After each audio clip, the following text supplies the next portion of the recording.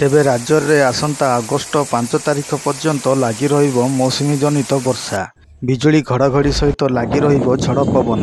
ତେବେ ଆଜି ମଧ୍ୟାହ୍ନ ସୁଦ୍ଧା 20ଟି ଜିଲ୍ଲାକୁ ୟେଲୋ ୱାର୍ଣ୍ଣିଂ ଜାରି କରାଯାଇଥିବା ବେଳେ 20ଟି ଜିଲ୍ଲାରେ ବିଜୁଳି ଘଡ଼ଘଡ଼ି ମାରିବା ସହିତ 30ରୁ 40 କିଲୋମିଟର ବେଗରେ ପବନ ବହିବାର ସମ୍ଭାବନା ରହିଅଛି। ତା ସହିତ 10ଟି ଜିଲ୍ଲାକୁ ଗ୍ରୀନ୍ ୱାର୍ଣ୍ଣିଂ ଜାରି କରାଯାଇଥିବା ବେଳେ ଏହି ସବୁ ଜିଲ୍ଲାରେ ପାଗ ଶୁଖିଲା ରହିବ।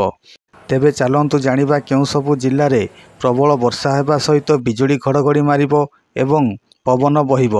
ତେବେ ସେସବୁର ସମ୍ପୂର୍ଣ୍ଣ ବିବରଣୀ ଜାଣିବା ପାଇଁ ଆମ ଭିଡ଼ିଓଟିକୁ ଶେଷ ପର୍ଯ୍ୟନ୍ତ ଦେଖନ୍ତୁ। ଯଦି ଆପଣମାନେ ଆମ ଚ୍ୟାନେଲଟିକୁ ସବସ୍କ୍ରାଇବ୍ କରିନାହାନ୍ତି ତେବେ ଆମ ଚ୍ୟାନେଲଟିକୁ ସବସ୍କ୍ରାଇବ୍ କରିଦିଅନ୍ତୁ ଏବଂ ପାଖରେ ଥିବା ବେଲ୍ ଆଇକନ୍ଟିକୁ ଦବାଇ ଦିଅନ୍ତୁ, ଯାହାଫଳରେ ଆପଣମାନେ ଆମ ଚ୍ୟାନେଲର ପାଣିପାଗ ସମ୍ବନ୍ଧୀୟ ସମସ୍ତ ତଥ୍ୟ ସବୁଦିନ ପାଇପାରିବେ। ହାରାହାରି ସମୁଦ୍ର ପତନରେ ମୌସୁମୀ ବାୟୁ ଏବେ ଶ୍ରୀଗଙ୍ଗାନଗର, ରୋହତକ, ଶାହଜାହାନପୁର, ଗୋରଖପୁର, ଦରଭଙ୍ଗା, ଶାନ୍ତିନିକେତନ, କ୍ୟାନିଂ ଏବଂ ସେଠାରୁ ଦକ୍ଷିଣ ପୂର୍ବ ଦିଗରେ ଉତ୍ତର ପୂର୍ବ ବଙ୍ଗୋପସାଗରକୁ ଯାଇଅଛି।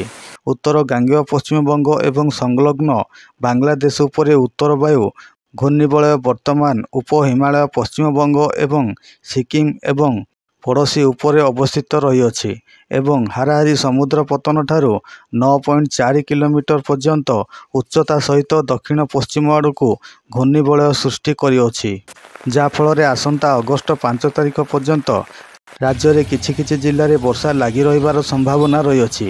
ତେବେ ରାଜ୍ୟରେ ଜୁନ୍ 1ରୁ ଆଜି ପର୍ଯ୍ୟନ୍ତ 616.1 ମିଲିମିଟର ବର୍ଷା ରେକର୍ଡ କରାଯାଇଛି। ୟେଲୋ ୱାର୍ଣ୍ଣିଂ ଜାରି କରାଯାଇଥିବା 20 ଜିଲ୍ଲା ହେଉଛି ସୁନ୍ଦରଗଡ଼, କେନ୍ଦୁଝର, ମୟୂରଭଞ୍ଜ, ଝାରସୁଗୁଡ଼ା, ବରଗଡ଼, ସମ୍ବଲପୁର, ଦେଓଗଡ଼, ଅନୁଗୁଳ, ଢେଙ୍କାନାଳ, କଟକ, ବାଲେଶ୍ୱର, ଭଦ୍ରକ, ଯାଜପୁର, କେନ୍ଦ୍ରାପଡ଼ା, ଜଗତସିଂହପୁର, ନୟାଗଡ଼, ଗଞ୍ଜାମ, ଗଜପତି, ଖୋର୍ଦ୍ଧା, ପୁରୀ।